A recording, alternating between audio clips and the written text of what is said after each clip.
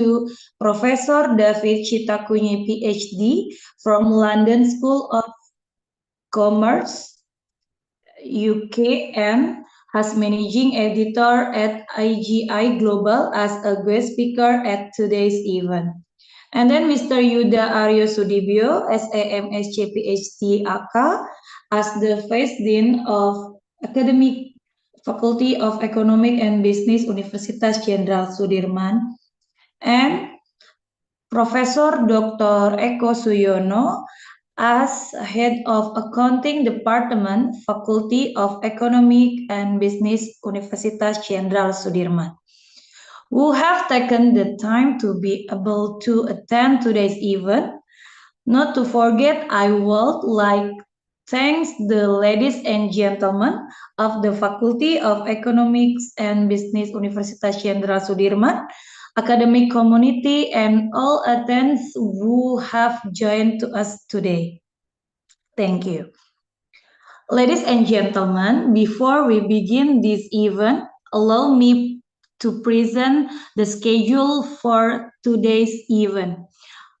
Opening and singing of the Indonesian National Anthem, Indonesian Raya Song, prayer reading by Mr. Romandon, speech from Professor Dr. Eko Suyono as Head of Accounting Department, Faculty of Economics and Business, Universitas Jenderal Sudirman, and speech and opening of the event by Mr. Yuda Aryo Sudibyo, S.A.M.Sc, Ph.D., AK, as the Vice Dean of Academic Faculty of Economics and Business, Universitas Jenderal Sudirman. The core event is the International Bookchapter Workshop activity with Professor David Chitakunye, Ph.D. as the research person at today's event. Next, and which will be guided by our moderator today, Mr. Ascaryan Rafinda, S.A. AK, M.Sc, Ph.D. Next, discussion and Q&A season. Closing statement by the speaker, certified submission of the presenter, certified submission to the moderator, group photo, and closing. This is the arrangement of today's International Bookchapter Workshop. Ladies and gentlemen, let us listening to the Indonesian Raya song together.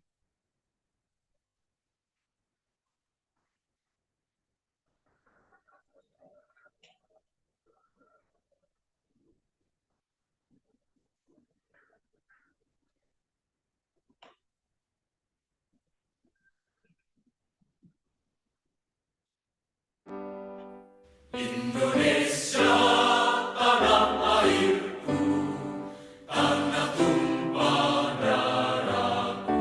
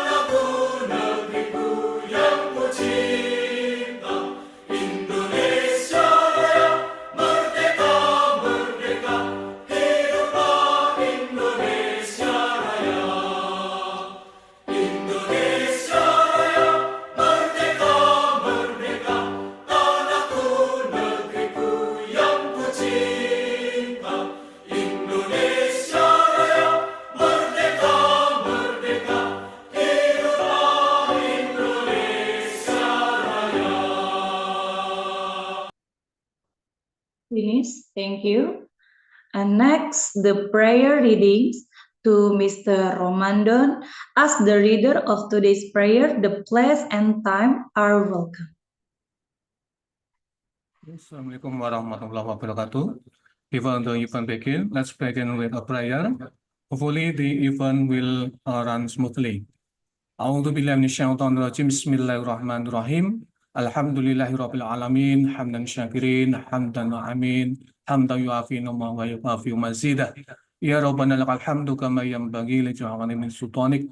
Allahumma sholli ala sayyidina Muhammad salatan tunjina biha min jamil awali wal afat wa taqdilana biha jamil hajat wa tutahhiruna biha min jamil syi'at wa tarfa'una biha indaka la darajat wa tubalighuna biha salawati min jamil kharati fil hayati wa badal mamat. Allahumma shrah li wa yassir amri wa hlul min lisani yafqahu qawli. Allahumma arham fi hadzal majlis. Allahumma arham fi hadzal majlis. Allahumma arham fi hadzal majlis. Allahumma taqabbal sawaba ma qara'nahu minal Qur'anil azim. Wa ma halalna wa ma astaghfarna wa sallallahu ala sayyidina Muhammad wa ala sayyidina Muhammad. Allahumma arham wa Allahumma rabbana dhalamna anfusana wa lam taghfir lana wa tarhamna lanakunanna minal khasirin. Rabbana hab lana min rabbana atina fid dunya hasanah wa fil akhirati hasanah wa qina azabannar. Walhamdulillahirabbil alamin. Wassalamualaikum warahmatullahi wabarakatuh. Waalaikumsalam warahmatullahi wabarakatuh. Thanks, Mr. Romandon. Okay, ladies and gentlemen, to save time, let us process immediately to the next event, that is the remarks. The speech will be delivered from Professor Dr. Eko Suyono as Head of Accounting Department, Faculty of Economic and Business, Universitas Jenderal Sudirman. We invite you take your time and place. Professor Eko. Yeah, thank you so much. Assalamualaikum warahmatullahi wabarakatuh. Good Waalaikumsalam. afternoon, everyone. So in this moment, we are joining a program. The main agenda is workshop international book chapter. I'm not sure whether Prof. David already joined or not. He said he will be joined at maybe 1:15 because currently in UK time still 6 more around 6. So if we are 1:15 in UK would be 6:15 a.m. And he said he will be joining at 1:15.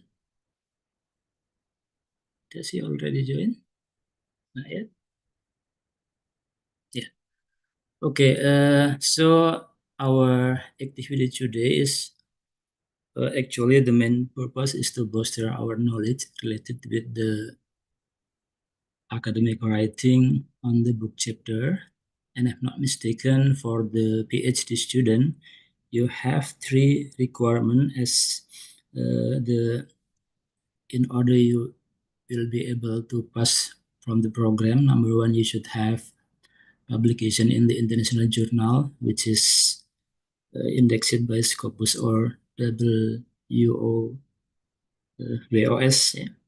Then secondly, you should write the monograph, and thirdly, you should submit like the haki or intellectual interest right. Yeah. So this evening or this afternoon, why we are inviting Prof. David, because he already has much experience in publishing book and book chapters, and actually he has 2 citizenship. Yeah, one from UK because his host is in London, and secondly he is also South African citizen. Yeah, maybe in his country it is possible to get joint citizenship, not our. Good afternoon, Prof. David. Are you joining? Hello, Professor Eko. How are you? Okay, good. Very long time I didn't meet you since we left Bahrain in, if not mistaken, you went first, yeah? You went first, and then me, and then also Professor Liaquat Ali from London as well, Hamid Imeri from Macedonia, and currently our friend, maybe Faisal still there, yeah? And also Inda from Malaysia, currently in the University of Salalah, Oman. Okay, Prof. David, our audience today almost are students from master and PhD program. So it is special for our department only, actually, because under our faculty of Economic and Business, we have 3 departments: accounting, economic, and management.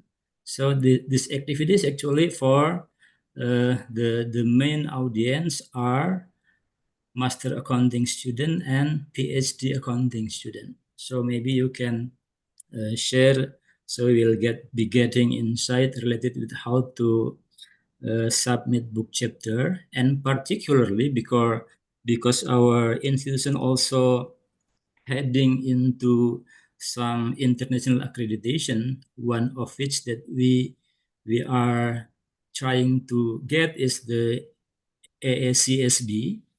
Maybe it is well known as well in London, I think. Yeah. So in terms of accreditation, for example, as a lecturer, we have several obligations in the education, in the research, as well as in the community service or community engagement. That as we did, Prof.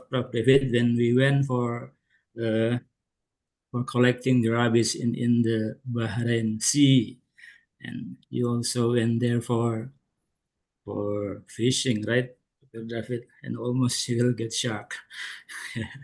Okay, so in this occasion we need your sharing, because I see that you have many experiences in publishing book chapter or maybe international accounting journals, particularly for that I'm not mistaken, I have one publication with you, one book chapter in the IGI Global Publisher. Yeah, so that's why we need you to give sharing today to our student, and also some of those audience are our faculty members from the accounting department. Okay, thank you, Prof. David, for your time, and also for all students. Maybe still adding the participant, because it is maybe still some student joining. Yeah. And thank you so much, Prof. David. Maybe you should wake up in the early morning, because a very big time difference between us. Currently in Indonesia, we already 19 p.m. Meanwhile, in UK, I think still 6 in the morning. Yeah. Okay. Yeah, Thank you so much. 6 in the morning for sure. The committee, Aan, Mas Rian, thank you so much for the chance. Let we join this agenda. Hopefully, we'll be getting much benefit from this activity. Thank you so much. Assalamualaikum warahmatullahi wabarakatuh. Good afternoon. Thank you so much, Prof. Echo. It's good that we meet again. Yeah. From the warm environment of Bahrain.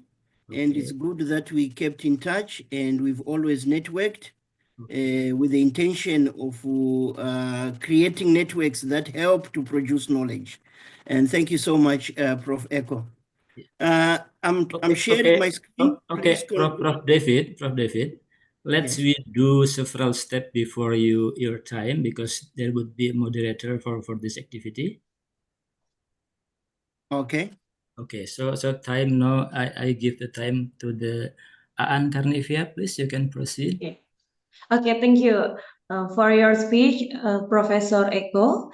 And the second speech and opening of the event by Mr. Yuda Aryo Sudibyo, SA, M.Sc, Ph.D, AK, as the Dean of Academic Faculty of Economics and Business, Universitas Jenderal Sudirman. We Sorry, welcome you Yuda, to I the didn't time mention and you. place. I forget. We welcome you to the time and place, Mr. Yuda. Okay, thank you, Aan. Okay. Distinguished speakers, Professor David Chitakunye, good afternoon and good morning for you. and the head of accounting department, Professor Eko Suyono, all the lecturer, and also all the participants of the workshop. Okay, I would like to thank for all the committee that conducted this workshop, and also all the participants who commit to join this workshop. As Professor Eko said, that this workshop is to propose, to booster, to enhance our knowledge, especially in economic and business area, and also to add our academic productivity. And for your knowledge, Professor David, that our schools, we focus, our vision is to develop the rural area and also the local economy based on local wisdom. So all of the research and also the community services is aligned to that area. And after this workshop, we hope all the academicians will continue our works to produce chapter and also to strengthen our research topic in also this area. I think that's all from me, and enjoy this workshop, and I appreciated opening this workshop. Bismillahirrahmanirrahim. Okay, thank you very much. Okay, thank you for your speech, Mr. Yuda.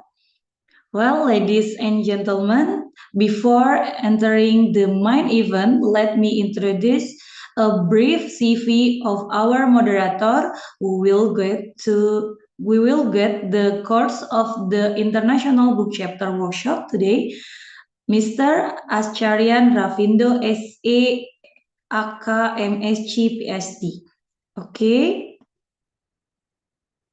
please CV.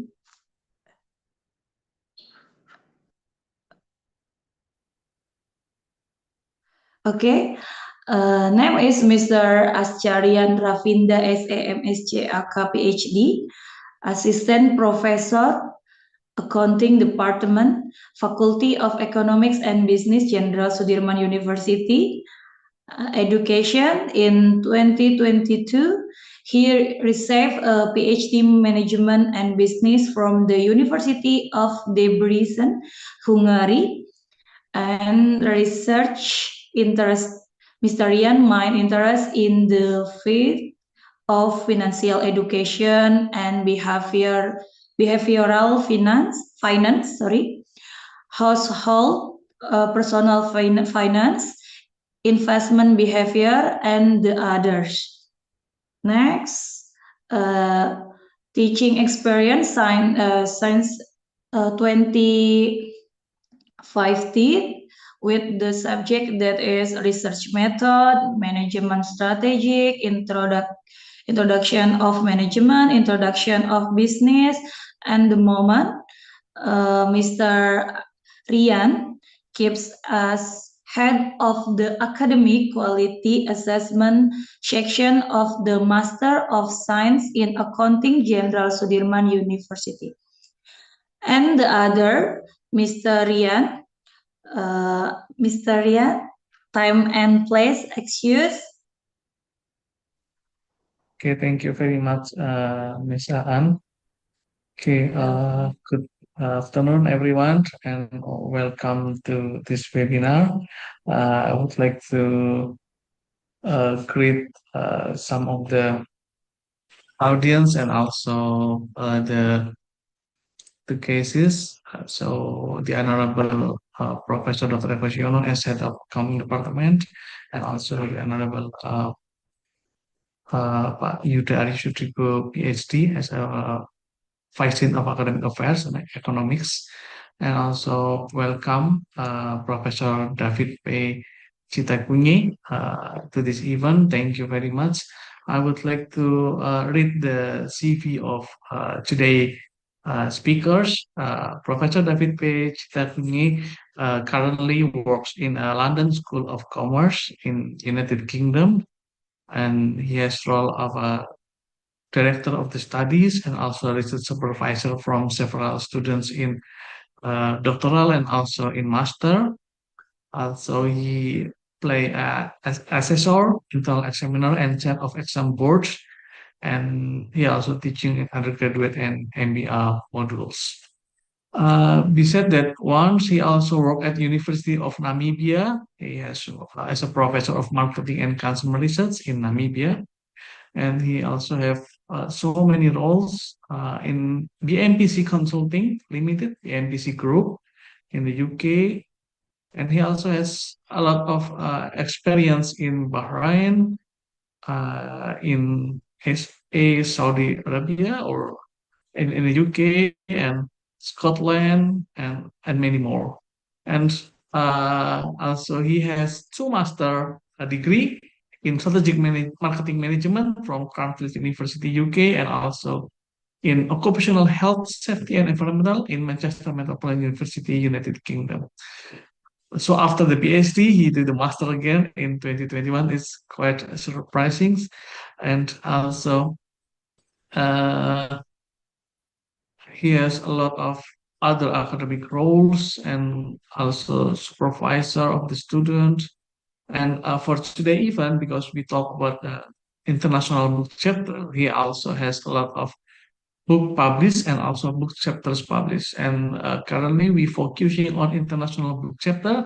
So we hope we can learn how we can write and how to submit it and where to submit it for the international book chapter, because it's really important for all of the academic year in Faculty of Economic and Business Universitas Jenderal Sudirman.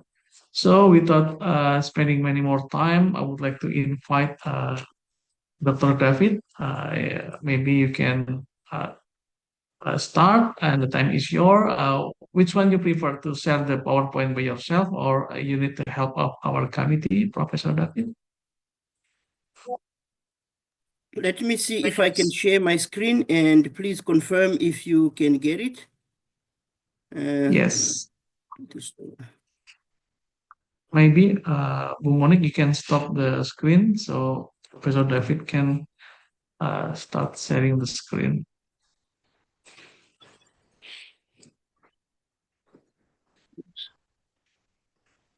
Bu Monique, can you stop the share screen?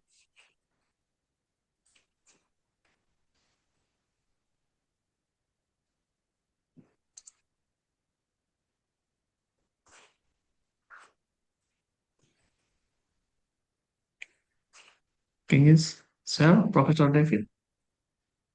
Yeah. Yeah, I can see it clearly. Perfect. Thank you. Okay, the time is your, Professor. Thank you so much. Can you see my screen now?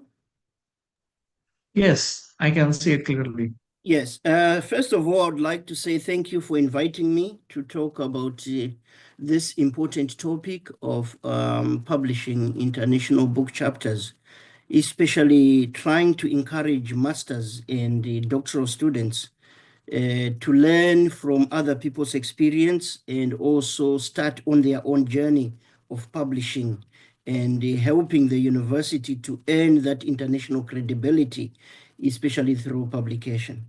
Currently, I work at the London School of Commerce, and I'm also into consulting, where I run a consultancy group with a team of about 12 professionals, where we engage in research of various activities across different countries.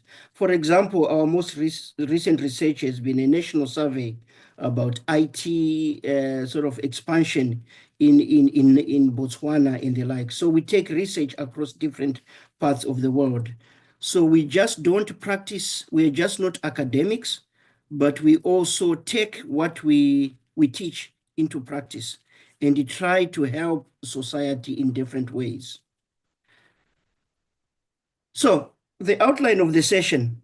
First of all, I think PhD, especially at PhD and master students, I think it's important to start with my personal experience as a PhD student and how I went about it and what I learned from that personal experience. and also drawing attention to the importance of publishing, not only book chapters, but even journal articles. I will then move into the step-by-step process of publishing, especially with some of the publishers I've experience with, from understanding the call for chapters, where we can locate it, to prepare your research proposal, where we can locate that, to submit the research proposal, write the chapter, format the book, and submit the chapter, and also the important aspect of responding to the reviewer comments, as well as completing all the copyright formalities. And when you publish your work, don't ignore it. It's your work. You have to promote it. You have to market it. It has to go out there and be cited and be acknowledged by others. So this is the process that I will take you through this morning. But having said that, it's also important that to understand that I'm very interactive. Being master's students, being doctoral students, I expect that interaction, that not only should I be talking about the process, but engage in some of the process and familiarize yourself so that when you're on your own, you know exactly where to go and you know exactly what to do. Let me talk about my personal experience as a student and as an academic and as an established researcher. First of all, in my university journey, when I started my doctoral studies, I got engaged in a lot of university-wide seminars. I would be writing different parts of my thesis, whether it's my proposal, whether it's a theme that has emerged in my thesis. I would write about it and submit to those seminars and go and talk about my research. What I found very interesting is that I had feedback from other academics, from other students, from other scholars. That feedback helped me to grow as a researcher. And I continue to participate nowadays as an established researcher in seminars right across different countries. You say South Africa, Zimbabwe, the UK, Sweden, Norway. I go and engage with other academics and students as well to share my experiences, to share my knowledge. So having mastered the art of writing and presenting at seminars, it gave me even more confidence in what I was doing. I then began to write for peer-reviewed conferences. Don't hesitate to write your work to the attention of others. It's important that you develop a passion for your own work. Write about it and send it out for others because it's knowledge that you are sharing. So I took an interest in writing for peer-reviewed conferences. That was way before I started publishing for journals. There I was being given feedback. I would incorporate that feedback into developing journal articles and the like.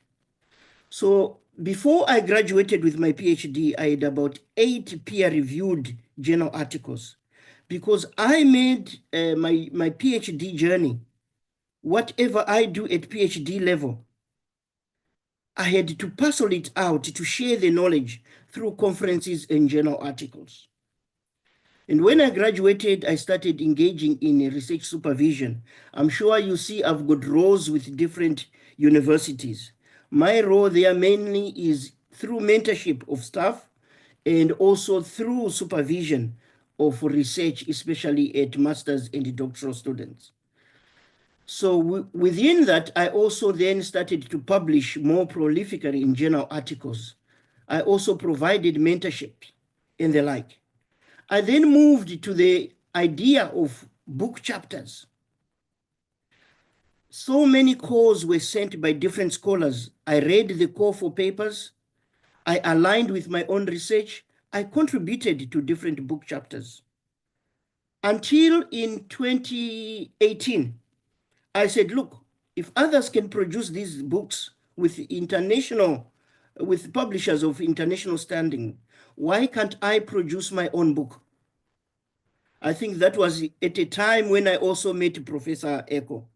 I went into the art of writing book proposals and inviting people to contribute chapters. So on the top there, you would see one of my books there that is examining the role of women entrepreneurs in emerging economies. So this has been my personal experience. It's not about just studying and writing my thesis and keeping it in my cabinet or in my office. And when you embark on a journey of research, you want your knowledge to make a difference. You want to make it a difference in your knowledge to make a difference in society, to contribute to managerial decision making, to contribute to the academic community, and to contribute to your own personal growth as an academic. So that is my personal experience. But however, having said that, before we delve into the writing of book chapters, we have to understand the importance of publishing. Why should we spend our time publishing? First of all, there's that academic and professional recognition that you have as a scholar. It enhances your reputation as an expert in your field because you are writing, your work is going out there to others who will also read, who possibly also cite your work. It also increases your visibility amongst your peers, your collaborators, and other institutions. So writing for publication, it's very, very important. It strengthens your academic CV, especially when you seek job applications or when you seek promotions. Book chapters are also important in that you are contributing to knowledge. You want to make a contribution. As a master's and a doctoral student, you are reading the work of others. It's others who contributed to knowledge. So that's the path you are also following. You should also be able to make contribution. You are advancing understandings in a specific field. You are bridging the gaps in knowledge. You are addressing unanswered questions. You are bringing new understandings to what is taking place in society or in different disciplines. Another important aspect we have to consider about publishing book chapters is about networking opportunities. That is something that I learned when I started publishing. Collaboration with others, working with others, meeting new people, and working together to produce journal articles, book chapters, and the books. It connects you with other researchers and institutions worldwide because your knowledge, you want to share it with others, not to keep it for yourself. Another important understanding. Sorry, there was a voice? No, sir, I think there is some leaking voice from the other. You can start, you can continue, sir. Okay. Another important consideration is that professional development. You want to build critical skills in academic writing. So start writing something. Start engaging in the publishing process. You need to publish journal articles. You need to publish books, but you have to start somewhere. Book chapters is a very important area where you can start. It helps you to encourage your analytical thinking. You think through your own work. You think through your own masters. You think through your own doctoral. It helps to develop the ability to structure and articulate impactful arguments. You structure them, you can articulate them. So as a person, you are developing within that. Another important consideration is that career advancement. You want to boost your academic profile. You want to apply for grants. You want to apply for awards. You want to apply for fellowships. At this point, I should say my own research, because of the practice of continuously presenting and writing, it was funded by the Economic and Social Research Council in the UK. Because my work was already out there. People knew what I was doing. And I was making those connections. So you need that to be on the path for that career development. It opens up doors for invitations to conferences, to speaking engagements, and even roles in editing for different books and chapters. For example, as a PhD student, I got involved networking in a special session where I presented with other students, other scholars about the topic I was so passionate about. And when I came to the defense of my PhD, one of the scholars who was on the same special session happened to be my external examiner. And it made my journey much, much easier because I knew I was already recognized within that field, and I knew others in that field. Another important aspect for writing book chapters is your own institution where you are studying. It has to produce an impact for the institution. It enhances the research ranking of your institution, the reputation of the institution you are affiliated to. The fact that your work is gone out there under the banner of a certain institution, it helps to attract funding opportunities. It helps to attract collaboration. And that is the value you want out of your research. It contributes to the goals of the institution to be known for creating knowledge, disseminating that knowledge. Another important aspect we have to understand about book chapters before we even delve into them is about this personal growth and fulfillment. You feel a sense of accomplishment when you publish. You gain confidence in yourself as an academic.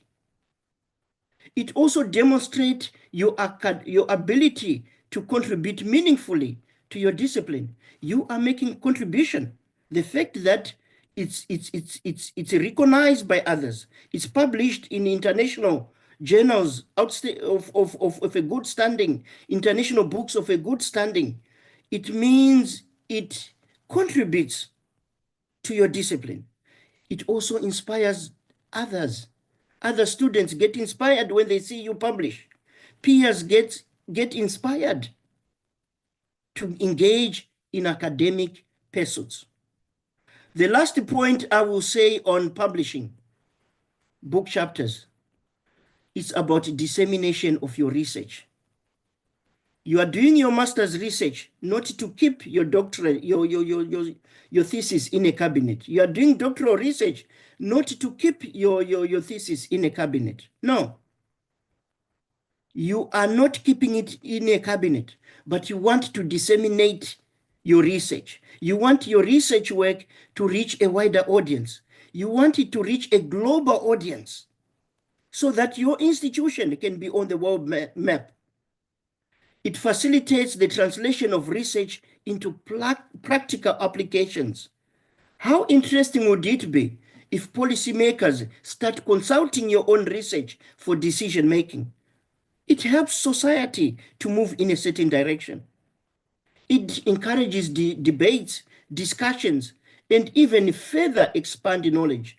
If we did not have master's students, if we did not have doctoral students, the knowledge would somehow stop because there's no one contributing to knowledge. As a master's student, your work should contribute. As a doctoral student, your work should contribute. This is why we also have faculty engaging in research. Having said that about the importance of publishing book chapters, now let me talk about my own experiences with a publisher, IGI. I've not only published with IGI, but I've also gone to Springer and Eisenhower and the like. I've worked with a number of publishers, but for now, I'll concentrate on my journey with IGI. The first thing, before you publish anything, you have to understand the publisher. Who is this publisher? If they have call for chapters, what are the call for chapters focused on? So you familiarize yourself with the publisher. So today I want us to be familiar with IGI. As masters and doctoral students, let's try to be familiar with IGI. They normally issue what they call for chapters at different points in time. Respond to those call for chapters if they align to your work. Send in a proposal. See that your work, what others will say about your work.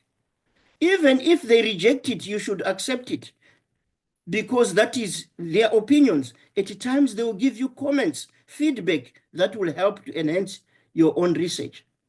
So in understanding the publisher, you have to match your research interests with whichever opportunities are opened. There will be editors who send call for chapters.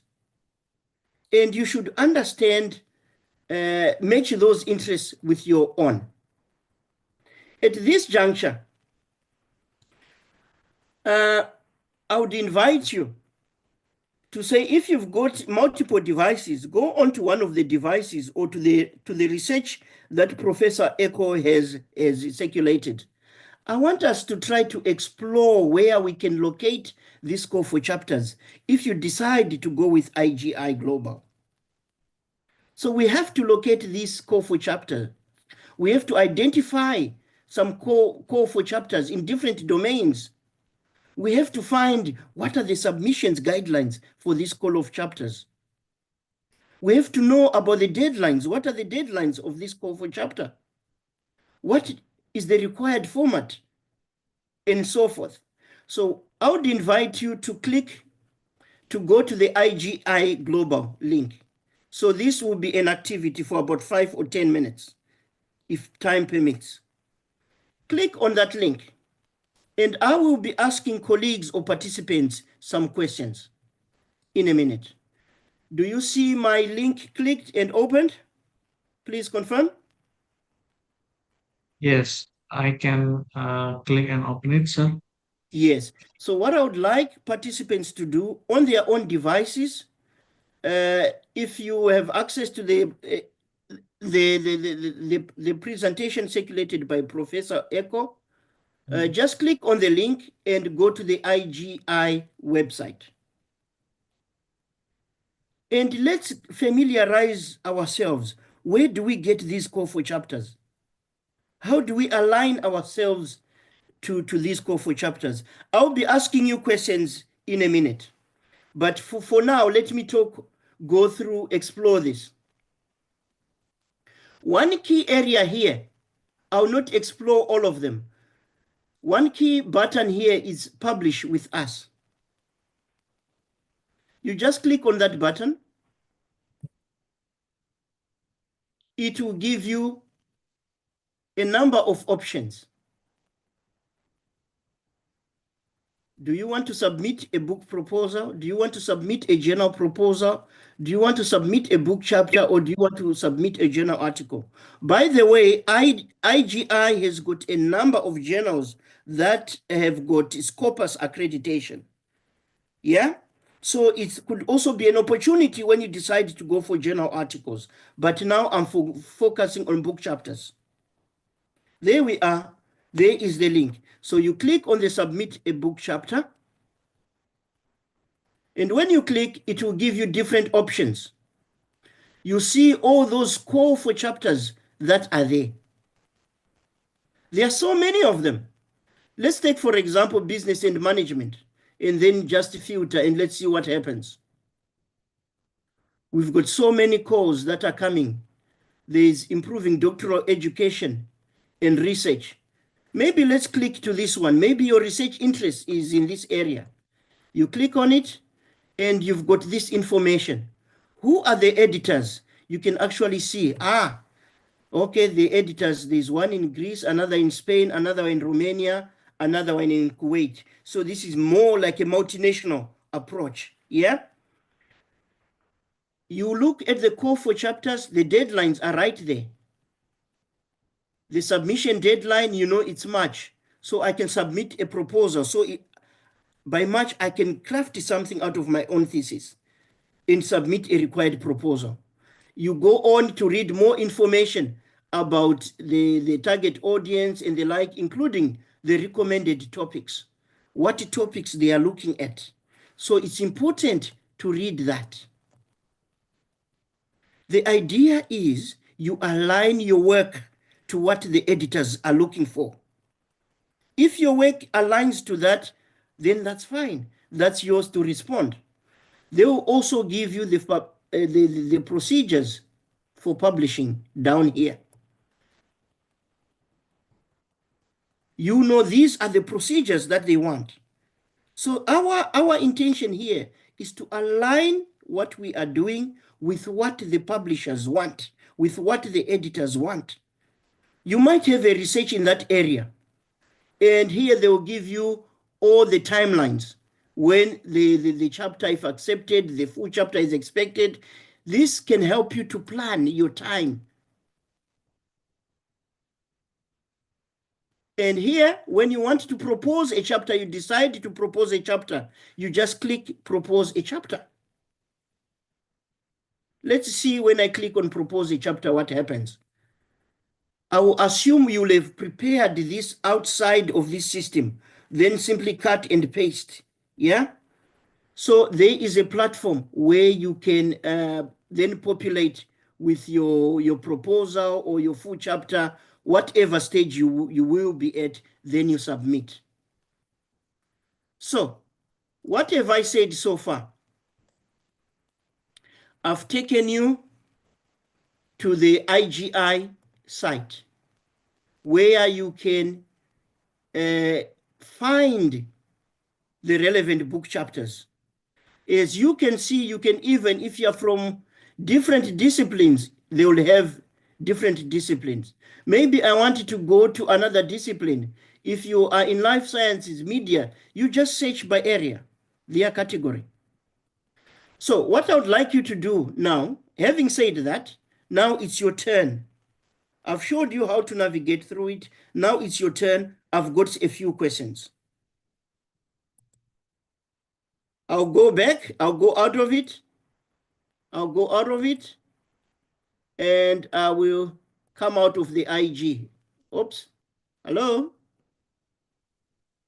Yes, sir. Right. Now what I want you to do, can you see my PowerPoint slide? Yes, I can see your PowerPoint Right. slide. So what I would like the participants to do is to go onto the IGI Global themselves for now, for the next 5 minutes, and I'll be asking questions as on the slide. If you can take the next 5 minutes, if it's possible. Is that possible, moderator, for them to do that? Okay, I will ask the audience to open the link that you requested, and then we will see. Yes, thank Okay. you. The idea is that they have experience of going there themselves, navigating it. Yes. So everyone, if you want to try to open the link, you can start writing the igi-global.com and then come to the part with publish with us, right, sir? With the Yes. publish with us, and then we will find some, we have to check some topics like business and management. Sorry, submit a book chapter first, right? Yeah, so what I want them is to, on that site, is to locate any call for chapters, any call for chapters which are currently active, which are currently live, where they can possibly submit to. Yeah. As per the slide. Or is it good if I try to share my screen and then to show them how to navigate this website? Okay. Or Do you want me to share it again? no. Oh, no. Yeah. You want to share or me, sir? It's No, up to you you. can share the screen, sir. Okay. Wait. I will try. So, uh, Fantastic. can you see? Yes, I can see your screen, sir. Which screen? I don't know because I have duplicate. I have two extended screens. Do you see the website that I opened, the EJE Global? Yes. Okay, Yes, so yes, is it right, sir? So I have to check the business and management and then filter it, Yes. or I will start from beginning. Wait, I will start from beginning. So first, this is the homepage, right? Yes. Yes. And publish with us, Okay, publish with us. and then submit a book chapter. Yes, sir. There are many options, yeah, Prof. David? Yeah, this one, right? Yes, there are many options depending on your area of research. So I just showed that as an example, but you could go to any area of your interest. Yeah, I Where think your doctoral study, your master's. most of the audience here is concerned about business and management. That's So good. this is maybe we Those are can the try this tools. one. Yes.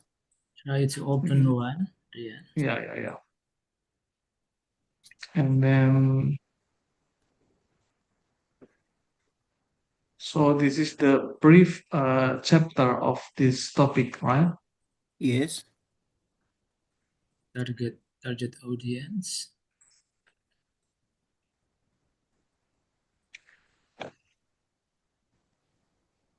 Yes.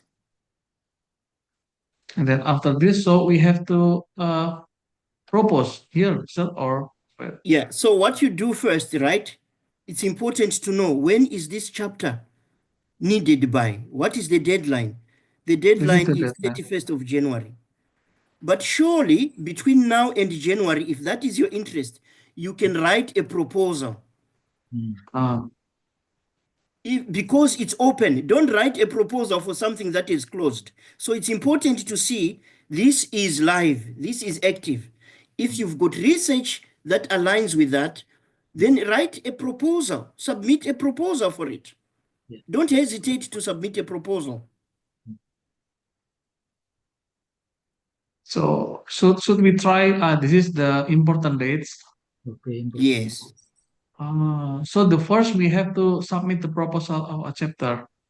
Yes, you submit a proposal. Normally a proposal, some of the editors, it would be more like an abstract of your work.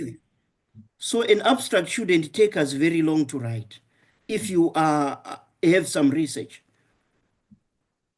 Okay.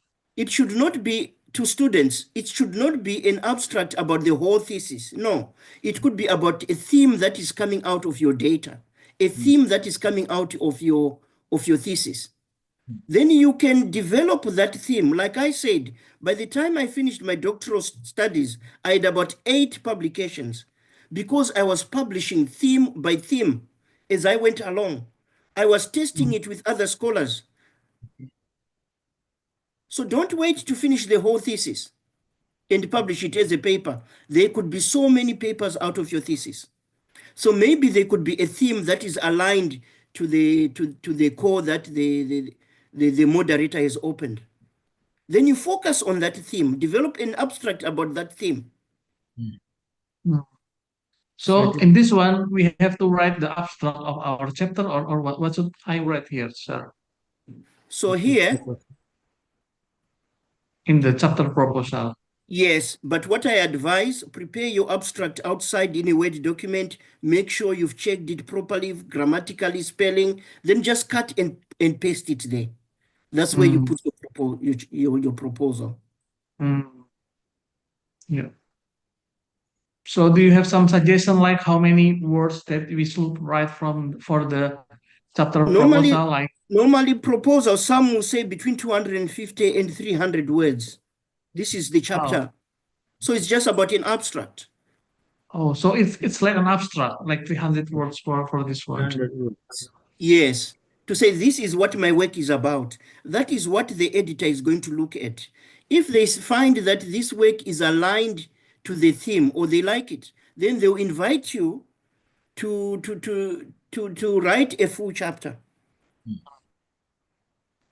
And should we do the empirical research for this one, or we can propose like a conceptual framework or some idea that not have a empirical data? So you can do anything there. Any proposal you think this is knowledge I want to share.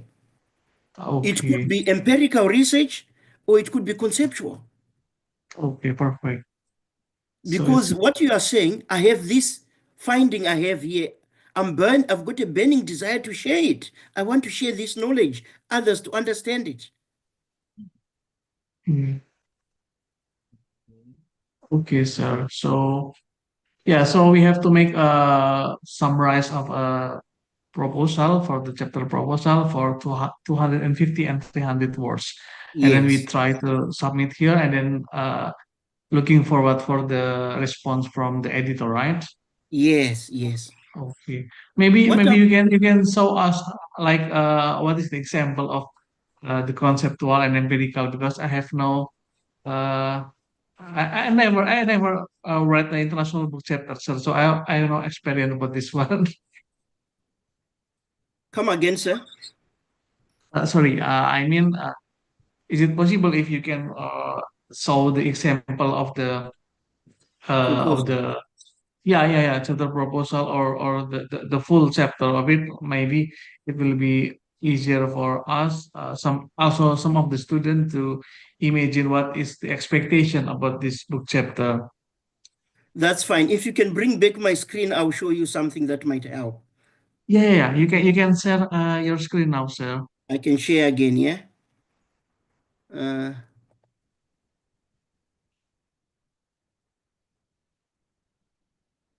Is it screen 2?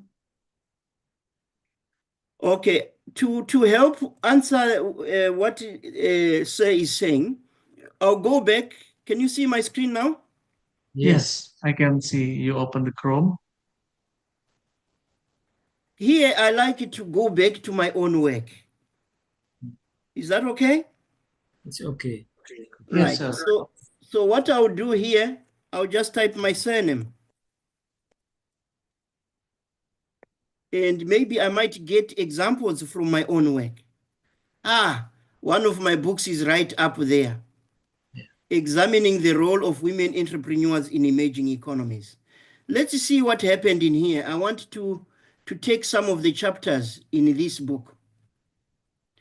I would like to take some of the chapters, a chapter I wrote with Professor Eko. It's right up there. Can you see my screen? Yes. Yes, clear. So in the book, it's in chapter 12. So I'll simply preview the chapter. I click on preview the chapter. Okay. Do you see my screen there? Yes. And this was Professor Eko's work, but he teamed up with me and another colleague in the UK. And what we did, it was about small business financing within Indonesia. But before we wrote the full chapter, we submitted something like this as a proposal for the chapter. Just an abstract. Small and medium enterprises are the main pillars of a country economy, especially within developing countries. These types of business have existed since the Dutch colonial era. However, we go on and talk about it. So that's the abstract. It's showing us the key elements. What is the study about? What is the aim of our study? What is the gap in knowledge? So that's the abstract. And the full paper, it will be organized in terms of introduction. Here is the introduction. That's when you come to the full paper. But for now, let's concentrate on getting our abstract, our proposal accepted. When we get our proposal accepted, the editor will give you a structure of how they want that paper to be structured. Different editors will have different preferences.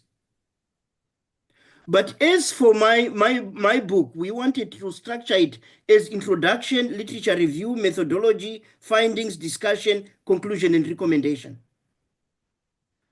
But the first thing is the abstract. And let me take that one off, and I'll go to another one from Indonesia who also contributed in that book.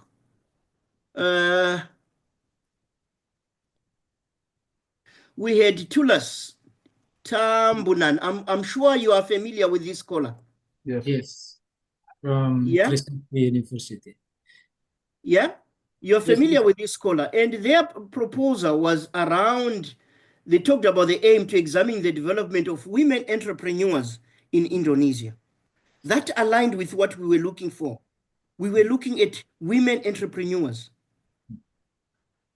It also focused on, the chapter is based on literature review. That's what you were asking, moderator, there.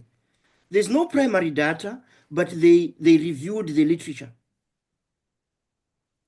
And we accepted that because it was within what we're looking for. And that was another proposal. Let me go to yet another proposal. Who did primary data? Let's see, from Turkey. Another contributor was from Turkey. No, let's see the contributors from the USA.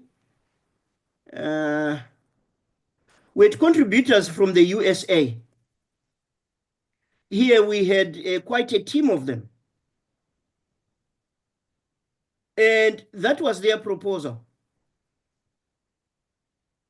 So what I'm trying to say, ladies and gentlemen, the proposal will be different depending on what you are looking at, depending on what you have researched on. You could have primary data, you might have secondary data, you might have just the literature itself. So these ones, they were reviewing research on mentoring women in general.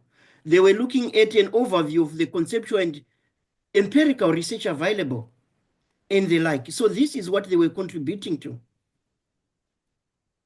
So they wanted to bring in the experiences of women and their perceptions on being mentored within different environments. So that was another one. Let me look at contributors from Turkey. What did they look at? Why were we interested in this chapter? We had contributors from Turkey. Again, this one used secondary data. It doesn't necessarily has to be primary data, but what you are researching, is it contributing to the theme of the book, to what the editors are looking for? So that you summarize in a few words. I'm sure we looked at 150, but others will say 150, 200. You just look at what the editor is asking for the proposal. Yeah? I hope I've made the point, moderator. Can I continue to the next slide? Yes, yes, sir. Perfect. Thank you. Let me take off this.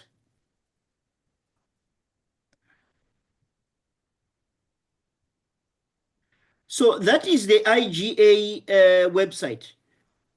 And I'll come back to it again in the next slide. Do you still see my screen? Yes, I can see your screen. Right. The next thing, when you're preparing your proposal, we've looked at all different sorts of proposals. You have to review the core for chapters document. The document for core for chapters will give you information of the scope of the book, of what they are looking for. They will give you information about the audience. You saw your moderator going to the area where their audience, the targeted audience are. Ask yourself, is my research speaking to this audience? What are the requirements for this chapter? So you come up with a title for your work, yeah? And an abstract. That is what is normally in the proposal. It's your title for your work and an abstract. And I would encourage you, it's good to do it alone, but it's also even much, much better to collaborate with others. Maybe you collaborate with your supervisor, you collaborate with other scholars at other institutions. It helps to enhance the academic rigor of your work. You have perspectives from different dimensions. It's important to work in teams. It's important, but others find it, well, I'll work alone, it's even acceptable. So you prepare your proposal, you share ideas, make sure your proposal is aligned to the core for chapters. That is then followed. When you go to the second activity, I was going to ask you to find the current call for proposals.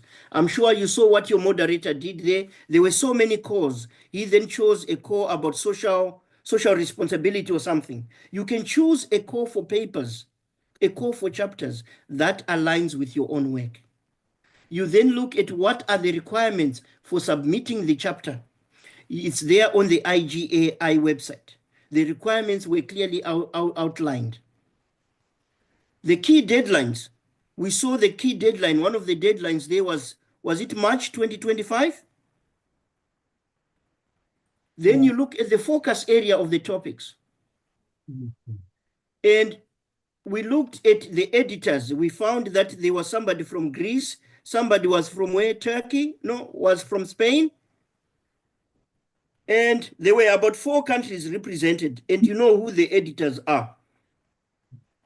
So it's important that you review that information, because without knowing that, it might be difficult for you to position your work more strongly.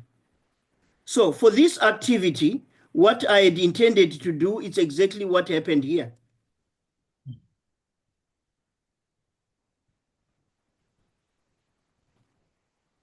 So you had to go to publish and you found a book proposal and the like.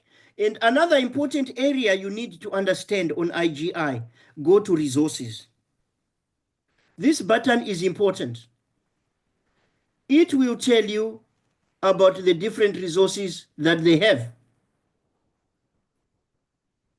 It will tell you about how your books will be distributed. But one key area is the peer review process of AGI that you have to understand. Your work, when submitted, will go through a peer review process. It will be reviewed by others. They don't know you. They'll review your work. So this button, you click on the peer review process, it will tell you the IGI Global peer review process. It's important to understand that process so that you would know the expectations of the IPI. They even have got videos, if you want. They've got videos that are linked to YouTube that can help you better understand that. But in your own time, you can read through the peer review process. It could be edited book publications, reviewer responsibilities, right up to initial assessment, your peer reviews, and the like. And when you get feedback about your book chapter, take that feedback as a resource that is intended to help you to grow in publishing, as a resource that is intended to help you to enhance your own work. At times you'll be accepted, at times you'll be rejected. And when you get rejected, don't cry. No, there's no need to cry. For as long as they've given you feedback, you go back to your work, you work on it again. You can submit it elsewhere. I'm sure academics here, we all agree, when we submitted our articles, at some point, our work has been rejected. Yeah? That is normal. It's a normal part of publication. But don't throw away the reviewer comments. Take them on board in further working on your work. Your work might be rejected by one source, but it will find a home somewhere.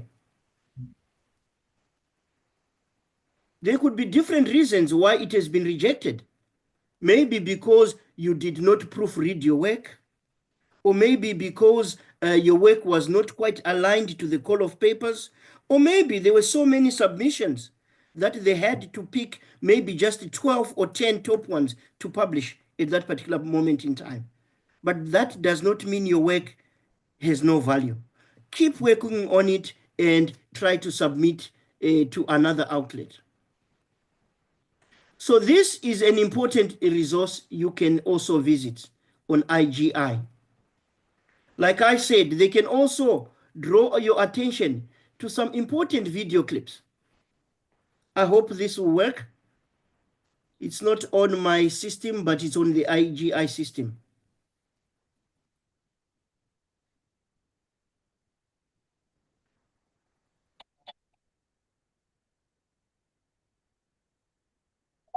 scholarly publisher, IGI Global believes that ethical publication practices Can are you critical just hold on? successful Can you development see the shared screen? as a Yes, yes, I can see it clearly. and highest level of transparency. The peer review process is the driving force behind all IGI Global publications. Overall, it takes about 12 to 16 weeks to complete IGI Global's peer review process, which is fully conducted within IGI Global's e-editorial discovery online manuscript submission system, or EED system. This EED system was created for IGI Global and ensures that each step of the peer review process is completed and documented. This is to ensure the IGI Global editorial team and its leading authors and editors have a record showcasing that the content is being properly vetted by their peers. This eliminates any questions or claims regarding the peer review process and creates solid documentation to support IGI Global's authors and editors. The peer review process begins when authors who wish to have their article or chapter published in IGI Global Journal or Book upload their papers into the EED system. The editor-in-chief examines each one and accepts or rejects them based off of their publication's interest. Once the editor-in-chief has narrowed down the accepted articles, they are anonymized and sent to undergo the double-blind peer review process. During the double-blind peer review, the articles are anonymously assigned to at least 3 to 5 editorial review board members, which are deemed experts in the field, and as-needed ad hoc reviewers, all within the EED system. Each reviewer is given evaluation criteria and asked to provide anonymous comments to the authors, as well as feedback to the editor-in-chief. Ultimately, each reviewer will accept the article with revisions, or reject the article. From the editor-in-chief's position, once the review process is complete, they will send the articles to the associate editor for evaluation of the full manuscript. The associate editor of the journal or book will evaluate the manuscript, and once they have made notes and completed the evaluation, it is returned back to the editor-in-chief for acceptance or rejection.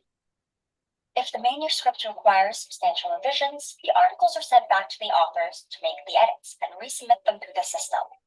Once the revised articles are received, they go to the associate editor. Then once again, the editor-in-chief will determine if the article is accepted with edits, or rejected within the EED system. This process may repeat itself until the manuscript is properly vetted and formatted. If the editor-in-chief accepts the manuscript, then the authors will be provided the final formatting guidelines for final submission by the IGI Global Development Team. Once the manuscript is deemed acceptable by the editor-in-chief and is in accordance with the publisher's guidelines, the manuscript will be moved to production. The peer review process is an essential part of academic publishing, but to IGI Global, it is at the core of our publishing practice. Are you ready to share properly vetted cutting-edge research with the world? Start by submitting a project proposal to IGI Global.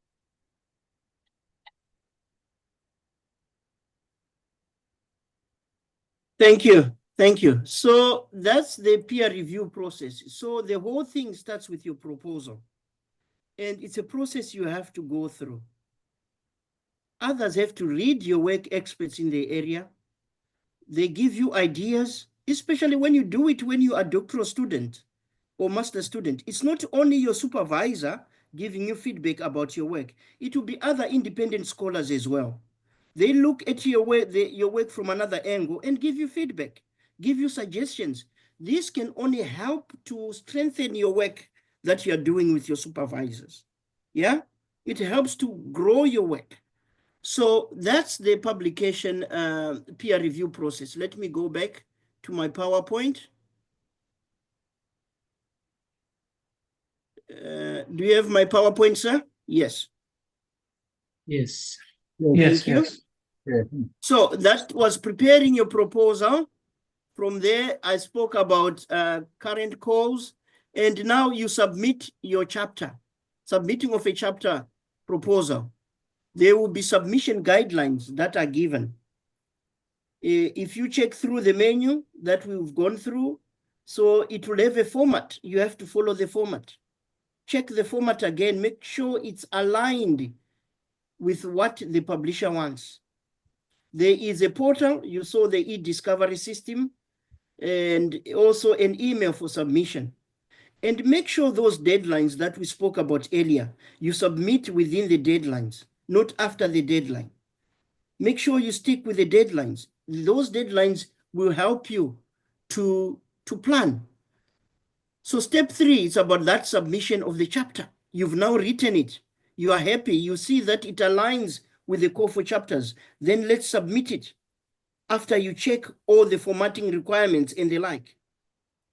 After you've proofread it, you've checked for grammatical, typographical errors, and submit it. The good thing, you are not paying anything to IGI to submit your work. They don't ask for any payment. I know other publishers who ask for payment, but here you are not. It's just you and your work.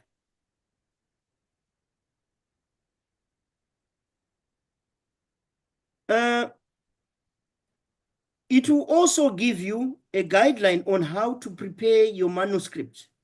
Again, if you go to the website, it will tell you what is the required formatting style. It will talk about the font size, the spacing requirements. It will tell you about the word count limits. It will tell you about whether any keywords are required for your abstract and how many.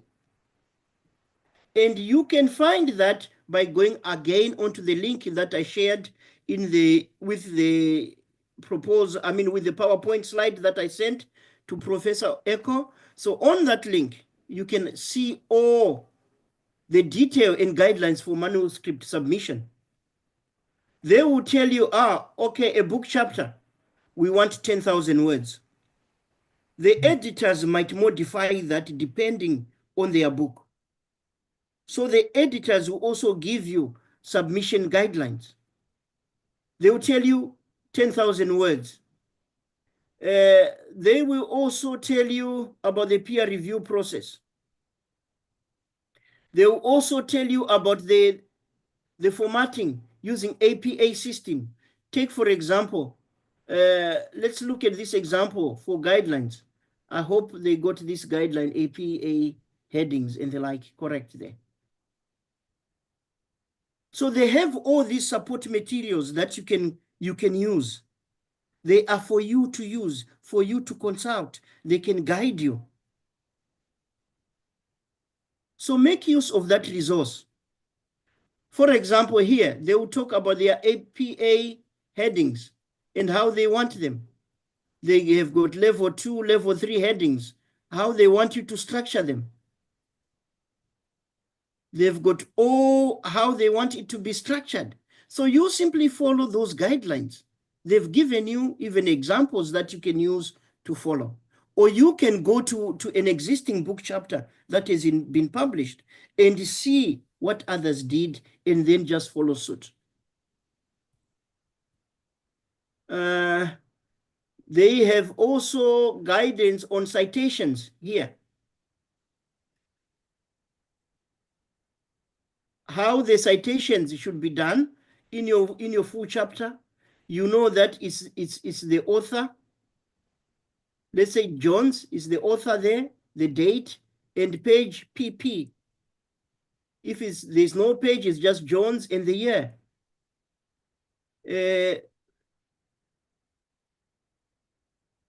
That's in-text referencing in the list of references. Do they have, let's see, the list of references? Yes, here it is. In the list of references, this is a single author. That's how you put it. They are giving you guidance for you to prepare your manuscript, for you to prepare your book chapter. That's if you've gone past the proposal stage and it has been accepted. There are all those guidelines. These guidelines are for you to use. So I quite like AGI because they give you all the information you need. Now the ball is in your court. You go out there and then let's get the job done. That's about the next stage we have to go is to write the full chapter. Your proposal has been accepted. What do? You don't run away. Sit down and write that full chapter. Because the reviewers have seen value in what you're proposing. So write your full chapter. And they try to incorporate the feedback of reviewers so that your work can be more aligned to the core for chapters. Normally, others will say structure your work as introduction, literature review, methodology, results, and conclusion. This is what, in my own book, I asked to say this is how I wanted them to be structured as an editor. And this is what contributors followed. But other editors might have a different structure. But generically, that's the structure you have. You have your introduction, your literature review, your methodology, your results, and conclusion. Of course, not forgetting the abstract at the beginning. And of course, your work will have a title. You saw Professor Eko's work had a title. The work of that other publisher from Indonesia had a title. The work of that other publisher from the USA, you saw there, had a title. Your work should have a title. But that title should be designed to grab the attention of the reader, to align it with the call for papers. In all doing this, we have to maintain academic integrity. We cite properly. I showed you the APA system that the IGA follows and how to cite, how to acknowledge other people's work. So you've got guidance there. And that's where you find it on their website, especially those two buttons that I showed you. They are very critical. If you are starting, you want to start to publish. That's step number 4. Again, we can go to the IG website when we want to submit.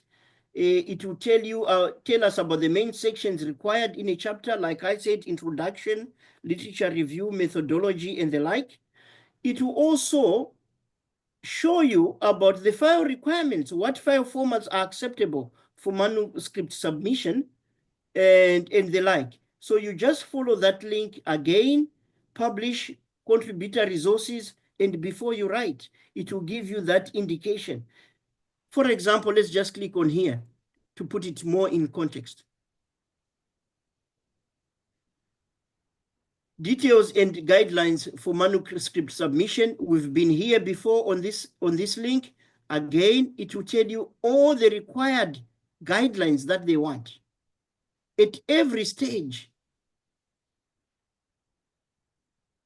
If it's a book, if it's a journal, encyclopedia. So here now we are focusing on books, but there are also other types of publications that AIGA handles. So this checklist here, you can look at the abstract or executive summary. This one, they are saying between 100 and 150 words. It makes your life even much easier. Not 250, as other editors might require. They will say 100 and 150. So that surely, if you've got a deadline of January for a call of papers, I'm sure some proposal will be in to some of the aligned themes then. The headings, I showed you that example of the IPI. The images, if you've got any images, they've got guidance on what they want. The figures and citations, they've give you guidance.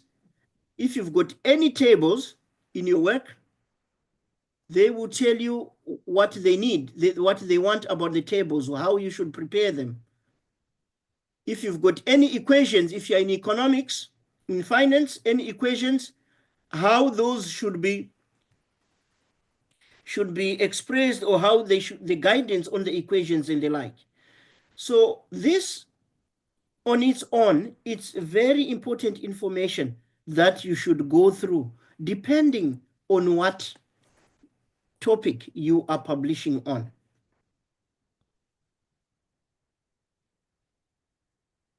Step 5, you are formatting and then submit. Your work, your proposal has been accepted. You've now developed the full manuscript. Now you want to submit it. That's when you go to the formatting guidelines I was showing you on the screen. Make sure you adhere to the formatting guidelines. You don't want that to be an excuse for rejection. Follow the guidelines. You don't give the reviewers an excuse to reject your article. Proofread your article. Check for grammar, clarity, and coherence. They are specialized. You can check that for yourself. It's fine. At times, you can also send it to specialized services to check for your grammar, clarity, and coherence. Our job is to research, but there are also people who are specialized in grammatical issues. You can send to those services to check your work. Here in the UK, they allow that. I'm not sure in Indonesia whether that is permissible.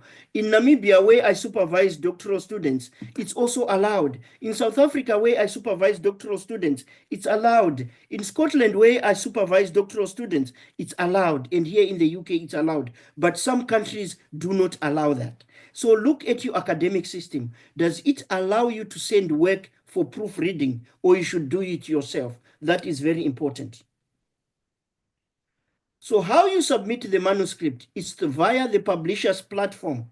There is a platform where you submit it and be within the deadline.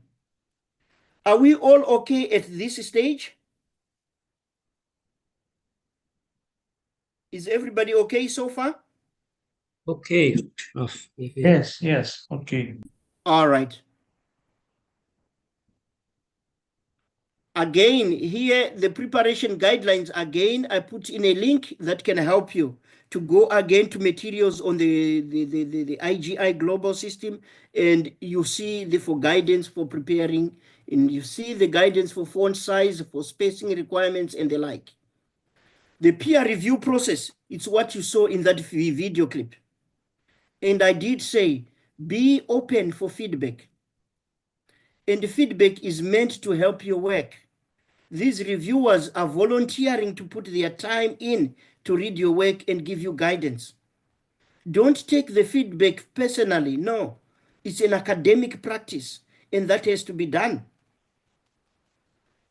Where they ask you to make some revisions, make those revisions, address the revisions, and resubmit your work after addressing the comments.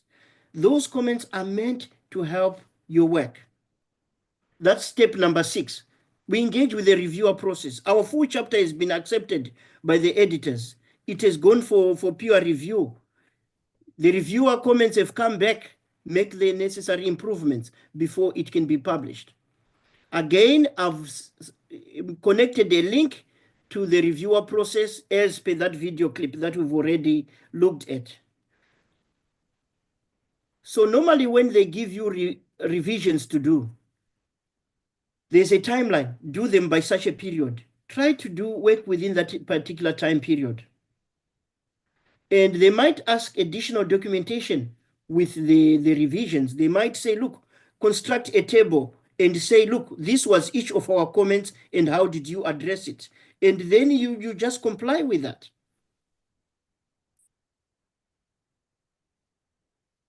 Step number 7, copyright and licensing. There will be some copywriting and licensing agreement. This is an administrative issue on the system that you have to sign and agree to say this is your own work. You've produced it yourself, and you sign all the necessary documents. But retain the author rights, and also there are so many options that are available. When you go to the links that I showed you, you can go into the copyright and licensing area, and they'll give you more details and be guided by those details. And step number 8, your work has been accepted. After all the revisions, you've signed all the copyright and licensing issues. Now it's ready to go to a book to be published. Yes, let it be published, but that's not the end of the game. We don't stop when we publish our work, no. You have to promote your contribution. This is knowledge that you've generated. It has to go to others. Nowadays, others are using ResearchGate, LinkedIn, to try to draw attention to their work. Advertise yourself, advertise your work. Go to conferences, go to webinars, go to workshops. Talk about your work.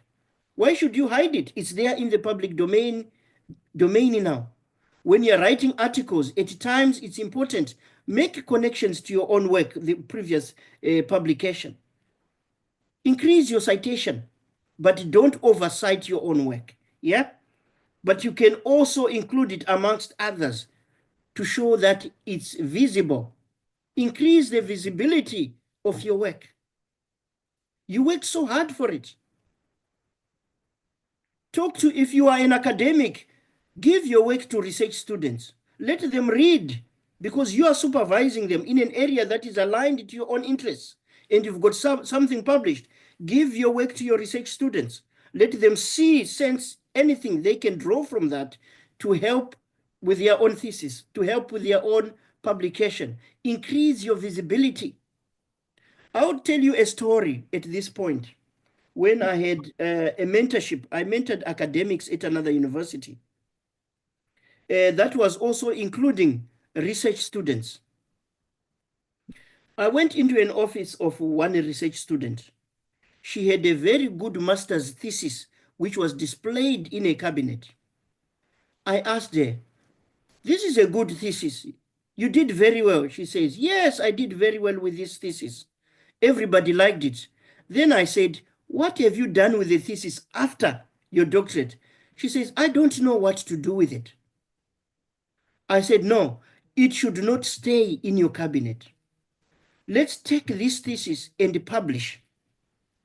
If I tell you that from that thesis, we managed to publish 5 papers. I was mentoring that candidate at that university. We managed to publish 5 papers. That was a master's thesis, not a doctoral thesis. Because I told her this work is worth of a doctorate if you continue doing work on it. So from a master's thesis, the candidate had 5 publications. One of the publications right now is cited by it's got over 101 citations. That was a 2014 publication. That was on entrepreneurship. So the story I'm trying to tell you here is, don't just keep your thesis when you finish it in the shelves. Publish. You can find a mentor, somebody who can help you, who can guide you to get that work either in a book chapter or even in a journal article. It could be work that you are currently working on and you want to publish something about it. You are allowed to do that. It's part of academic practice. That helps you to increase visibility. If that work had remained in the shelf, this candidate would not be having 101 citations from their work. But because they published, they went to conferences, they engaged, their work has got visibility, has got impact right across the globe, not just within their cabinet. What are the final tips I can give you for publishing, dear colleagues? You have to maintain consistent research. Research is the lifeblood of an academic. You have to contribute to knowledge. You have to generate knowledge. You have to contribute to the subjects that you teach. Those subjects have to grow. How do they grow if we don't bring in new understandings? Society is changing. It's not the same as it was 10, 15 years ago. It means we have to bring in new research. That's why we have master's students. That's why we have doctoral students. They are researching. So we have to consistently research, consistently check for this book chapter on the IGI Global site. If you want to publish with IG, they consistently bring in new book proposals. You have to build networks with editors, build networks with researchers in the field. It might be so difficult when you are alone, but build with others. And you have to manage your time very effectively to meet the deadlines. You have to manage your time very effectively to meet the deadlines. In conclusion, ladies and gentlemen, I would say by following the steps that I've suggested here, these steps have also been drawn out of personal experience of publishing book chapters, personal experiences of publishing journal articles, and personal experience of publishing books. So by following these steps, as master's students, as doctoral students, as early career researchers, you can contribute to impactful book chapters. You can enhance your academic profile. You can advance knowledge in your field. You can contribute to your field of study, the field that you are teaching, you can make further contributions. At this, ladies and gentlemen, I say thank you so much for your time. And are there any questions or comments? I'm more than willing to help and respond. I'm always available. Professor Eko know when to get me. Even at 3 a.m., he can say, oh, Professor David, can you come in at 6:15? I will respond. Okay, thank you so much, Prof. David. Thank Yeah. you. Thank you so much, Professor David, for the share and inspiring sharing. Now we know how to submit it. We know how to start and propose the book chapter. It's really interesting, Professor. So let's come to the question and answer section. Is there anyone who want to ask a question? You can raise a hand or you can write in the chat book. It's free. Up to you. Anyone? Or maybe can I ask a question first, Professor? Yes, that's okay, sir. Yeah, there is time between the proposal submission and notification of acceptance of the proposal. After that, if we notify that the proposal is accepted, and there is also full chapter submission, like maybe between 2 months or 3 months, and after that there is a review result. So is it any chance or possibility when our full chapter got rejected by the editor, or have to majority revise the chapter, or what is the like what is some option that we have when we already get the review result uh, from the editor of for this book chapter, sir? Thank you so much. That's a very important question. That is a very important. What I like to address there, it's an issue of rejection. I'll start by giving you an example from a personal experience, then I come to answer you. I wrote a journal article from an ethnographic perspective some time ago. I sent it to a certain journal. It was rejected. Then I took that exactly same journal article. This one I then sent to the British Food Journal, one of the top journals in the UK. It was accepted without revisions. So what I learned there was my paper properly targeted? Maybe I took it to the wrong journal. That's why it's important now, coming to your question. Yes, you can write a proposal. You can write a book chapter. What you propose and what might come in your chapter might end up being different. Yeah?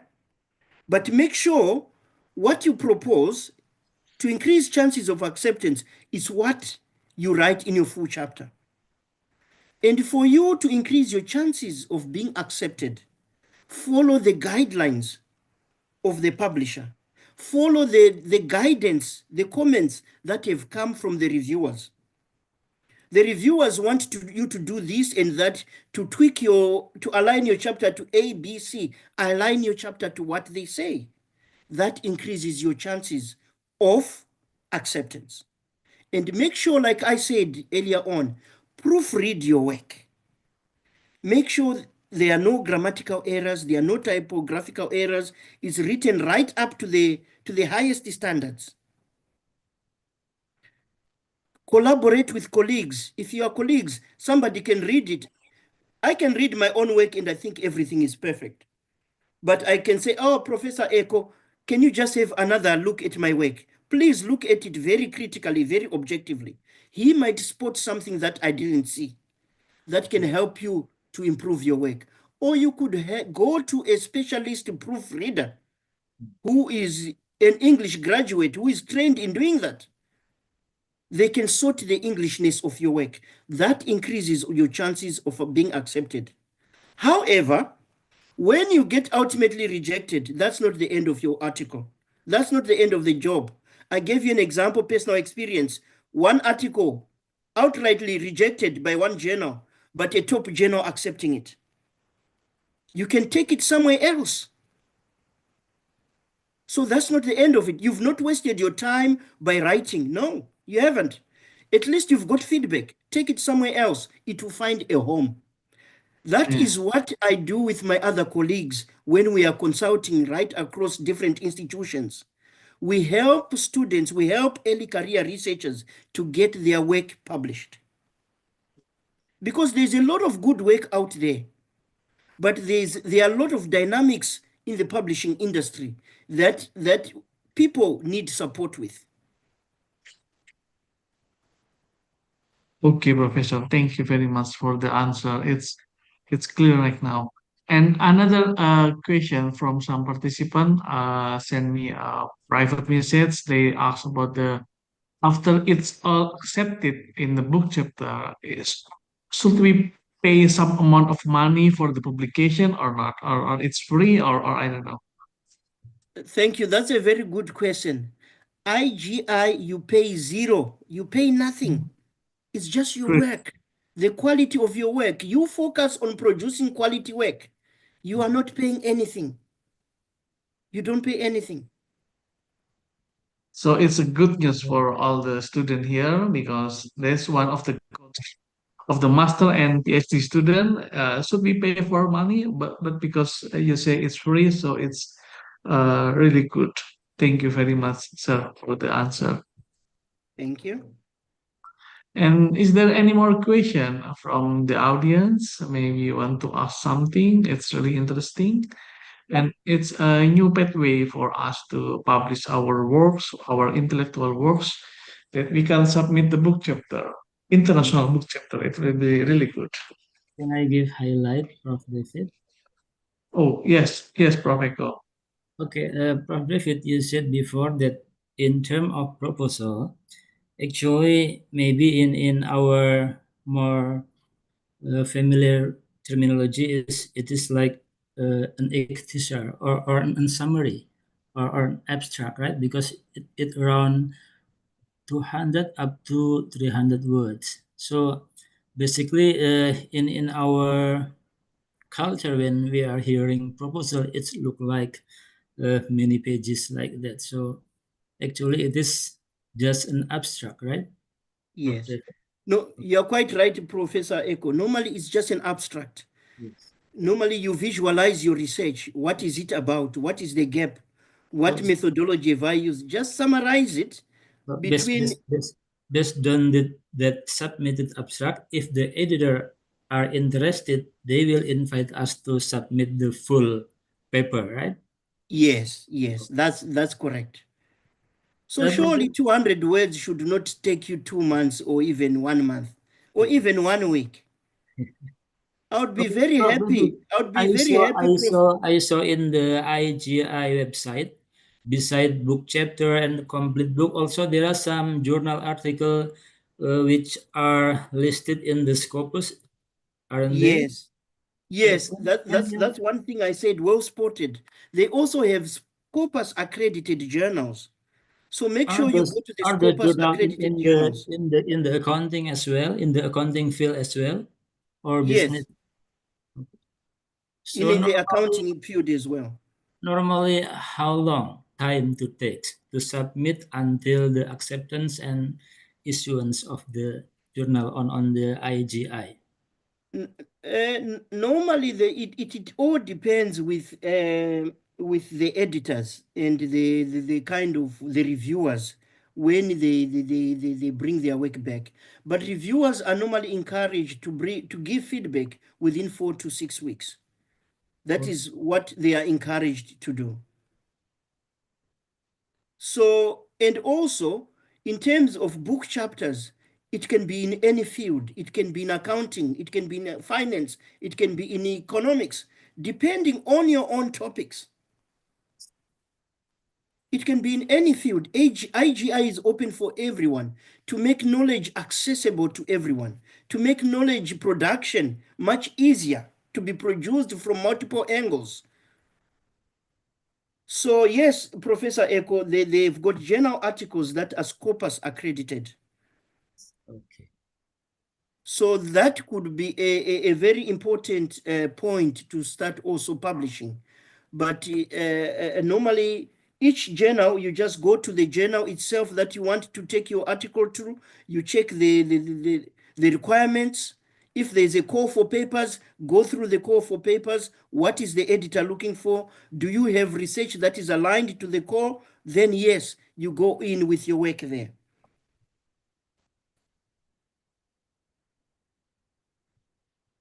Any other questions, Rian?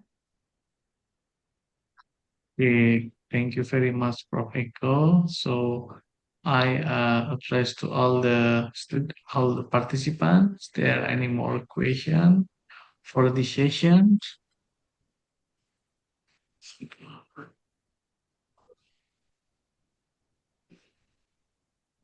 It's clear, maybe. I think everyone already tried to open the website.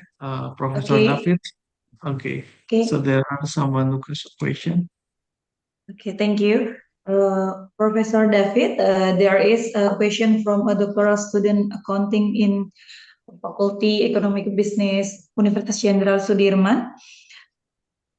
The question is, how is it easy for us to build a network of cooperation as writer with different cultural background to determine the theme, background, and the other? Thank you, Mr. David. Come again on the question, ma'am. Okay, sorry. The question is, how is it easy for us to build a network of cooperation as writer with different cultural background to determine the theme, background, and the others? Thank you, Mr. David. Thank you so much. Thank you so much. I think that's a very, very important question. As academics, every day we all learn. We grow up in different societies, cultural environments. So one way of learning quicker in the academics, I find networking. It's very important. One way you can help to quickly network is by attending these seminars, conferences. Go and meet other people, talk to other scholars, go and listen to other people's presentations. You also present, people listen to your work, and there you build friends. You begin to build networks. You begin to build connections. You begin to find common understanding across a number of teams. You begin to build teams. You might have noticed in my own publications, I tend to work with teams because I travel to different parts. In Indonesia, I know I've got teams I've worked with. In Saudi Arabia, I know I've teams I've worked with. In the UK, I've got teams I've worked with. Learning from my own experience is through this going to conferences, talking about your work, going to seminars, meeting different people, finding a common interest, and collaborating. So I am more than happy and more than open to work with anyone who might be interested. For example, let's work on this project together. I might share my experiences. I also learn from you. And so too are many other academics and many other scholars, many other students. Because in academia, we have to learn to know the power of the networks. How you understand certain things in Indonesia might be different from how they understand it in Namibia, might be different from how it's understood in the UK. But sharing and cross-pollinating ideas is a very powerful force. So be proactive and find how you can share, how you can work together on a project. Don't hesitate, just go for it. It's about forming relationships. It's about forming relationships in research. How you form them, it also begins from your own personal level, your institutional level. It could be an individual level. For example, as an individual, it could even be a department that proactively tries to form relationships with another department somewhere. Or it could be an institutional level. But my relationships, I started at an individual level, who I connected with, then moved to a departmental level and institutional levels. So there are so many ways which we can form these cooperations and relationships and backgrounds. At times, we can even collaborate on writing for a research grant, research funding. We can collaborate on writing a journal article. We can collaborate even in commercial research and then publishing some of our results. And that is a very important source of ideas. I don't know whether that has helped to answer. Sorry, Professor. I think clear, Aan? I think it's clear. Okay. Thank you, Professor David, from the Thank you. answer. I also see in the chat box here, somebody says, do non-research book chapters and research book chapters have the potential to become key references for studies or policies?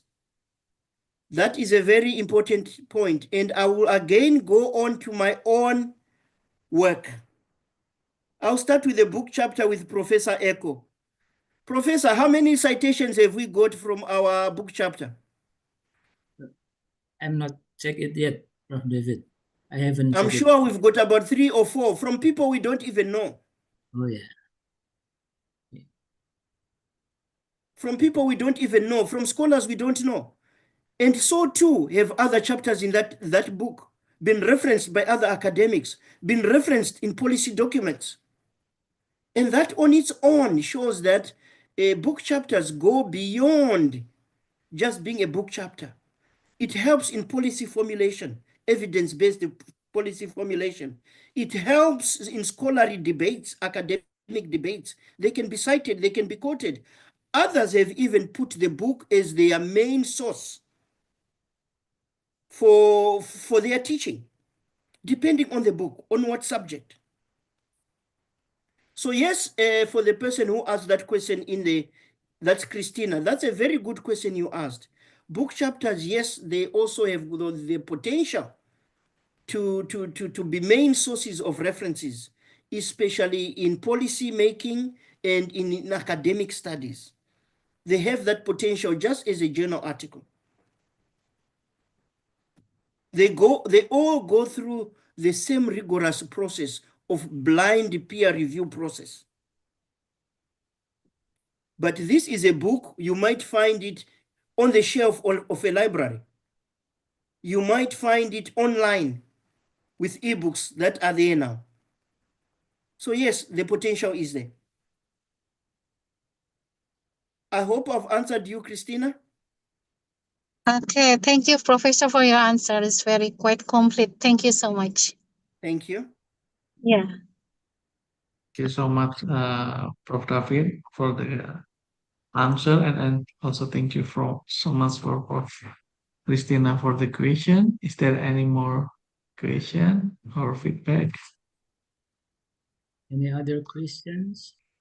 I think it will be interesting if our student in master and doctoral student could collaborate with you, Professor David, because we need international collaboration author in publication, so it will increase our network and also increase the quality of our, especially English writing, because our language is not English in a mother, and it will be boost a lot when we collaborate with you, Professor David, if you would like to.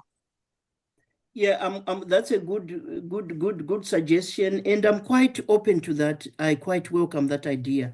I like working with scholars from different parts of the world. We can even talk of a mentorship program where we can work maybe in like a cohort and make sure that anybody who takes part in there, by the end of the year, they've got a publication. Yes, that will be perfect, Professor. I did that with one university where everybody else says, I think they sent me a message the other day to say, when they were asked by the head of research, why is your department has got such a high level of research? Everybody has published. And they say that's the legacy that Professor David left with us. And most of those candidates are now well published. A lot of them are now PhD graduates. So I would say maybe through a mentorship program, maybe we've got a certain number of students per group. But our aim is by the end of a certain period, everyone should have a publication, either a book chapter or a journal article. Yes. And Yes. that will have a positive impact on your university, because it's your university's scholars who are getting that recognition out there. Yes, Professor. It will be really great program if you can mentor our student, and it will help push our publication as a networking, Professor. Maybe you can share a little bit about the mentorship that you talked previously, like what kind of mentorship that you give, is it online, and what method will be easier to communicate with the student overseas because we cannot meet it directly.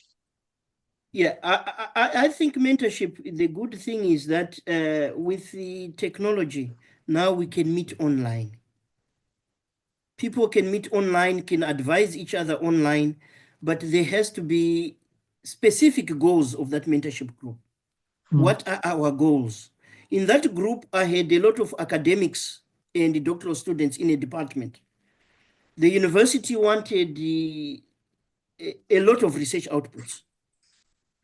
And I had to work with those early career researchers and doctoral students to make sure that those research outputs were there. We had to go through a process. Some of them did not even, some of them needed mentoring right from writing the abstract itself. What is expected in an abstract? So we started, they had work, but they said, how do we write an abstract? So it starts from there. Others would go to the extent of saying, look, how do we craft an introduction of our paper? Going through all those elements that are needed. You go to the literature review. How do we problematize the literature and create a gap for our own study so that it can be counted out there? We had to go through that session, right up to the methodology. Those with quantitative data, what techniques, analytical techniques can be used to ensure that we've gone deeper into your analysis? Those with qualitative data, what qualitative techniques can be used to ensure that we go deeper into the analysis? So it was through the whole process. And it was about a 2-year mentorship program. And lots of them now have got well-published scholars. Some of them have gone even on to produce their own books, produce their own journal articles, and a lot of them are now professors in some of their institutions. Oh, that's great. That's really great, Professor David. I think the program is really great, and we will discuss with Prof. Eko and the other colleagues, in which way we can collaborate together. But the easiest way, maybe we can start from, maybe I can start with mentor with you. I mean, I have to learn also from you, Professor David. Thank you very much. Thank you so much. Thank you so much. Okay, I think that's all. There is no more question, Professor Eko, or there is another? Yes, Prof. David, that just raised question. Prof. Christina, she is the head of doctoral program of accounting in my university or in my department. Thank you so much. Yeah. There's somebody with a hand that is risen. There's still any other questions? Yeah, there's a hand up. I think there is no more questions. No more question, I think. Yeah. And the committee, don't forget to take a picture for our evidence for accreditation. Yeah, maybe we need this on the future. Okay. Thank you so much, everyone, and thank you so much for inviting me. David. Wait a moment. We need like a celebration maybe in the moment. So committee, please proceed to the next step. Okay, thank you very much for the speech to Professor David. It really insight for all of us, and then I return all these event to the Master of Ceremony. Mr. An Kanifia, the time is yours. Okay, thank you, Mr. Rian. We would like to thank Professor David for the discussion and Q&A that has been done. And we would also like to thank you, Mr. Rian, as the moderator. The material present is very interesting and informative. Okay. Now, certified submission to Professor David Chitakunye, Ph.D. as a research person by Professor Dr. Eko Suyono. Okay, Okay, we invite you, Professor David and Professor Eko. Okay, Take Prof. your David, time and thank you so please. much for your contribution on our program today. So we are giving you the certificate of appreciation from my department. Can you show? Yeah. Okay, this one is our appreciation for your contribution today, and hopefully we still can keep in touch on our activity on the future, Prof. David. Thank you so much. Thank you so much, Professor Eko. It's very important that we developed that network. We've kept in touch. We've kept working together, and we find ourselves again working together. And that certificate, I'll really put it on my wall in my house, and making sure that my children will also be encouraged to follow in the same footsteps. And I would like to say thank you for this important opportunity. It's always good to continue sharing knowledge, sharing skills, sharing experiences. That's how we grow as academics. To this, I say to everyone, thank you so much for your time, and thank you so much for the questions. We need to take a picture together after this, Prof. David. Or a picture together. Yeah, because committee, please. You take a picture, then you send it to me, Professor Eko, please. Yes. After this, I will send you. Oh, you are a star. Thank you. Did you still remember when we crossed the border to the Saudi Arabia through the bridge? Oh, yes. Oh, that was a good experience. It is the longest bridge that we ever walk, right? Yes. Oh, that was a good experience that time. And Karnivia, ada yang ambil foto? Karnivia? Okay, baik. Okay, please open cam. Oh, I'm sorry, Prof. Masih ada rangkaian dulu, nanti selanjutnya dulu bagaimana? Okay. Selesaikan terlebih dahulu, nanti sesi fotonya terakhir. Complete, Prof. David. Just wait a moment. Okay. Okay, thank you. Next, certified submission to Ascaryan Rafinda SE, AK M.Sc, Ph.D. As moderator by Professor Dr. Eko Suyono. To take your time and please.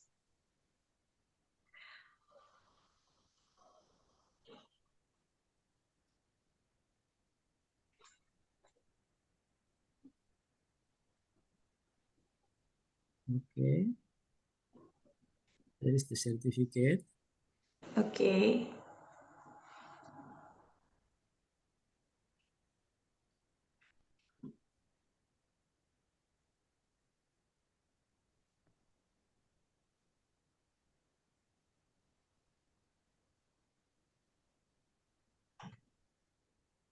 Okay, thank you so much, Ascaryan Rafinda, for your participation as the moderator. Okay. Thank you, Prof. Eko. Okay, thank you, Mr. Rian. And then to all audience, please open the cam to do a photo session together, please. Open camera, please.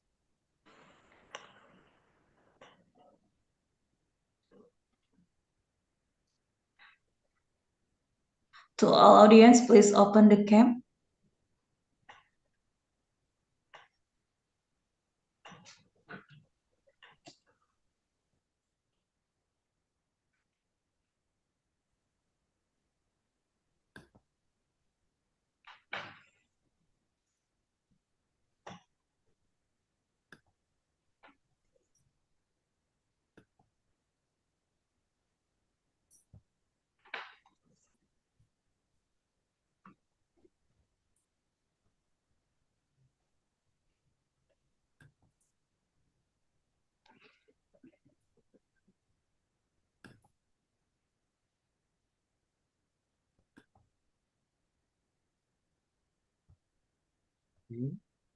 Okay, one more.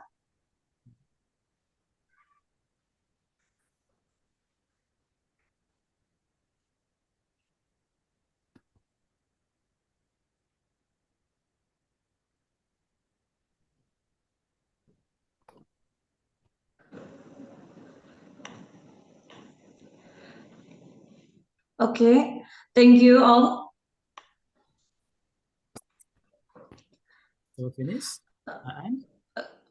Yes, ladies and gentlemen, we have read the end of the International Book Chapter Workshop activity from noon at 2 evening today.